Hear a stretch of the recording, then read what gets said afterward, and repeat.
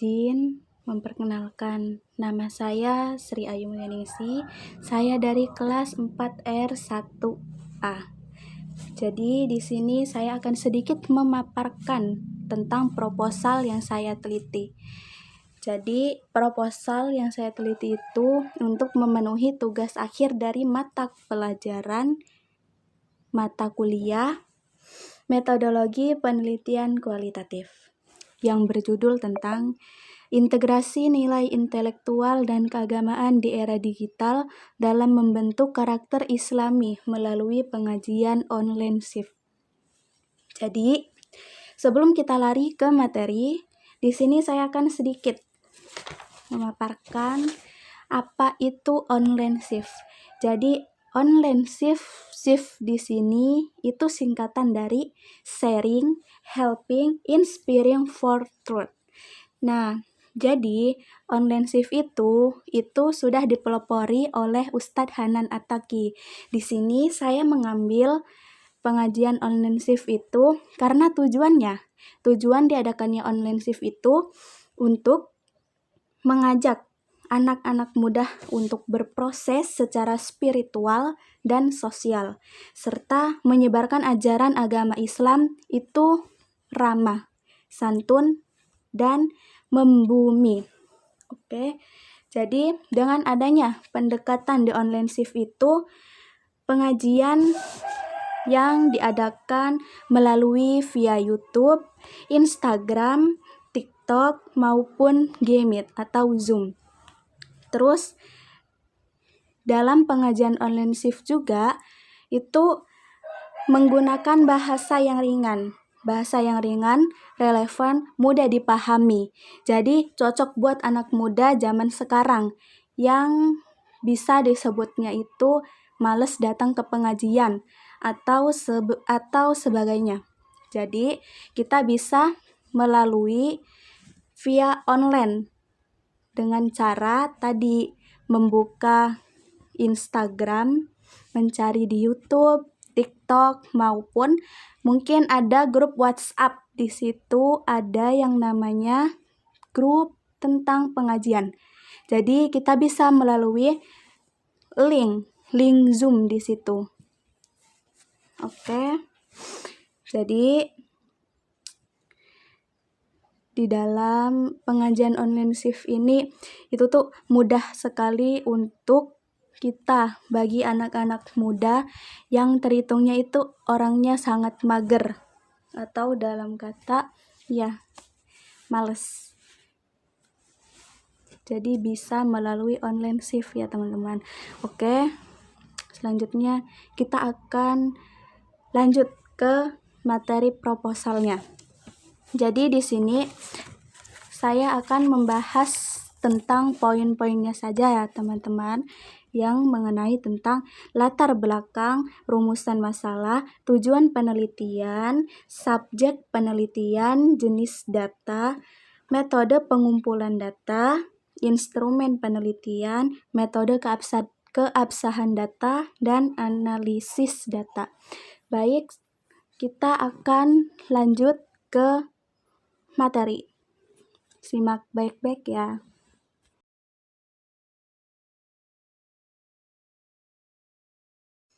Oke, tadi pemaparan materinya ya teman-teman. Di situ sudah jelas dari ke 9 poin. 9 poin yaitu mengenai tentang latar belakang, rumusan masalah, tujuan penelitian, subjek penelitian, jenis data, metode pengumpulan data, instrumen penelitian, metode keabsahan data, dan yang terakhir yaitu metode analisis data. Jadi di situ sudah jelas, sudah disebutkan mengenai poin-poin yang ada di proposal penelitian ini. Jadi setelah saya memaparkan tentang materi ini, pasti ada yang namanya sesi tanya jawab atau sesi diskusi. Jadi di sini sudah ada 2 orang yang menanya. Jadi pertanyaan yang pertama yaitu tentang, kita bisa baca ya di sini. Apakah nilai intelektual dalam Islam memiliki dampak terhadap isu-isu masyarakat seperti kemiskinan, kesenjangan, dan lingkungan? Itu pertanyaan yang pertama. Oke, di sini saya akan langsung jawab. Apakah? Iya. Jawabannya iya. Sangat berdampak. Kan pertanyaannya apakah berdampak, ya kan? Jadi jawabannya ya, sangat berdampak. Kenapa? Karena nilai intelektual dalam Islam seperti ilmu, berpikir kritis, dan hikmah atau kebijaksanaan, ya, bisa disebutnya kebijaksanaan. Itu mendorong umat untuk memahami, menganalisis, dan mencari solusi atas masalah sosial. Jadi, contohnya itu dalam tadi yang dipertanyakan tentang kemiskinan, kesenjangan, sama lingkungan. Oke, di sini contohnya di kemiskinan. Jadi, Islam itu mendorong pencarian ilmu dan keterampilan ilmu agar umat bisa mandiri secara ekonomi. Jelas? Jadi Islam itu mendorong umat itu supaya dia itu mandiri secara ekonomi, ya, dengan contohnya dengan bekerja. Terus kedua ada kesenjangan. Jadi dengan pemahaman intelektual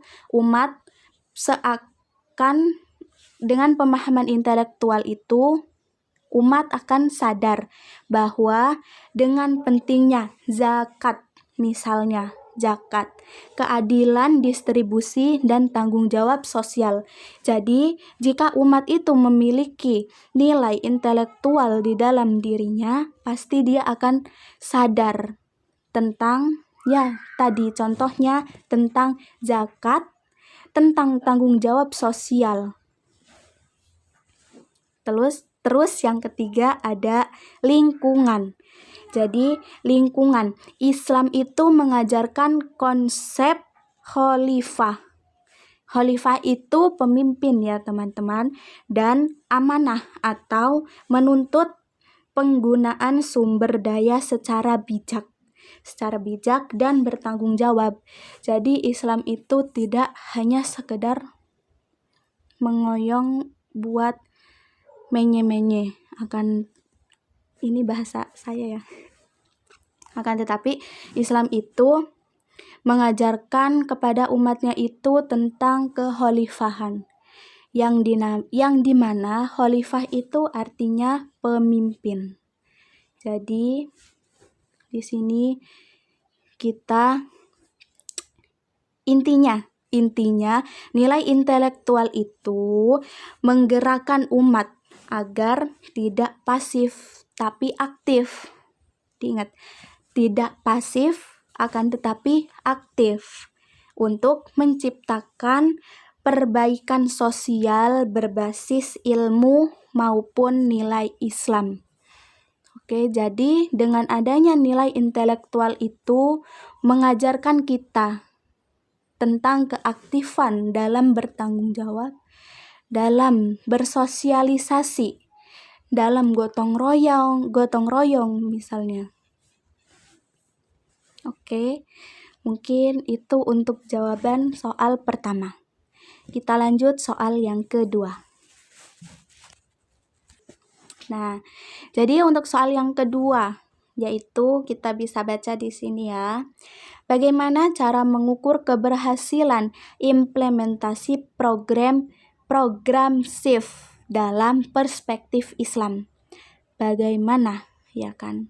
Oke, kita akan jawab. Jawabannya adalah, untuk jawabannya yaitu, kan pertanyaannya itu bagaimana keberhasilan itu dapat diukur. Maksudnya bagaimana keberhasilan online SIF itu dapat diukur. Jadi, keberhasilan dalam pengajian online SIF itu dapat diukur melalui dua pendekatan. Yang pertama, pendekatan indikator atau lahiriah. yaitu jumlah peserta aktif dalam pengajian online shift. Terus, frekuensi dan konsistensi mereka mengikuti kajian. Terus ada peningkatan pengetahuan agama melalui pretest dan post-test. Terus yang terakhir ada partisipasi dalam aksi sosial atau dakwah setelah ikuti shift. Itu yang pertama, tentang indikator kuantitatif. Terus yang selanjutnya, yang kedua ada indikator kualitatif, yaitu batiniah. Tadi kan lahiriah, sekarang yang batiniah, yaitu adanya perubahan akhlak. Maksudnya itu, apakah peserta ini menunjukkan adab atau etika di dalam kehidupan nyata setelah mendengarkan pengajian online shift melalui via online ini. Itu perubahan akhlak. Terus yang kedua ada kesadaran spiritual. Maksudnya, apakah si peserta yang telah menyaksikan pengajian online shift ini akan sadar adanya komitmen ibadah, misalnya seperti sholat, puasa, zikir, sedekah, maupun yang lainnya mengenai keibadahan yang diwajibkan oleh Allah. Terus yang ketiga di sini ada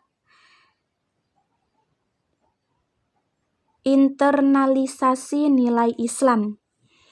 Maksudnya, apakah peserta memahami dan menerapkan nilai keilmuan dan keagamaan dalam lingkungan digital. Maksudnya itu di sini kita sudah mengikuti pengajian online shift ini.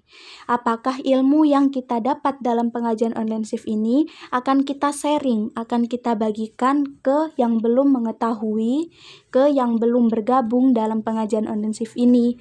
Begitu. Di sini juga ada Quran surat Al-Baqarah ayat 177 dan surat Al-Hujurat ayat 13. Artinya itu dalam Islam, keberhasilan bukan hanya pada hasil lahiriah, akan tapi juga pada niat dan dampak moralnya. Itu ada di Quran surat Al-Baqarah ayat 177 dan Al-Hujurat ayat 13. Jadi teman-teman bisa buka di situ. Oke. Tadi jawaban dan pertanyaan yang terakhir. Selanjutnya akan saya tutup. Sebelumnya kesimpulannya ya. Jadi di sini kenapa saya mengambil judul ya mengenai tentang pengajian online shift ini? Karena pada dasarnya kita sebagai anak generasi muda zaman sekarang itu rentan banget yang namanya buat datang ke pengajian, ke musola, ke pengajian kemana saja yang bukan via online, maksudnya yang offline. Itu jarang banget, bahkan ya emang ya jarang banget. Jadi mungkin dengan diadakannya pengajian online shift yang disponsori oleh Ustadz Hanan Ataki, ini bisa sedikit membuka. Ini cocok untuk generasi muda zaman sekarang yang terhitungnya malas atau mager datang langsung ke tempat pengajian. Jadi bisa langsung membuka via online melalui Instagram, TikTok, YouTube, maupun via Zoom grup di situ. Jadi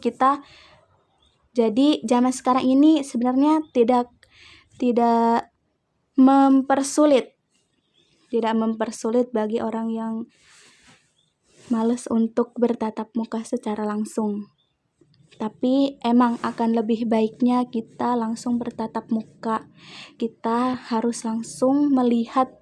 secara langsung melihat bagaimana, seperti apa kondisi di depan kita.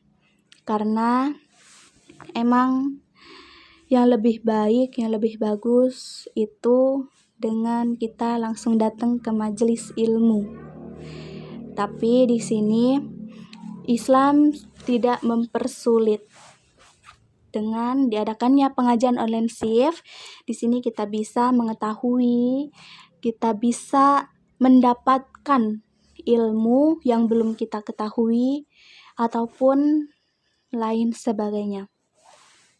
Oke, mungkin itu yang dapat saya sampaikan. Mungkin itu juga yang bisa saya ambil dalam proposal penelitian yang saya buat. Oke, sebelumnya terima kasih dan mohon maaf yang sebesar-besarnya karena di sini saya juga masih belajar. Saya juga masih belum mengetahui luas tentang apa yang saya ambil. Jadi di sini kita saling-saling sharing, sama-sama belajar. Jadi mungkin saya cukupkan, mungkin itu yang bisa saya sampaikan. Kurang dan lebihnya saya mohon maaf. Akhirul kalam. Wassalamualaikum warahmatullahi wabarakatuh.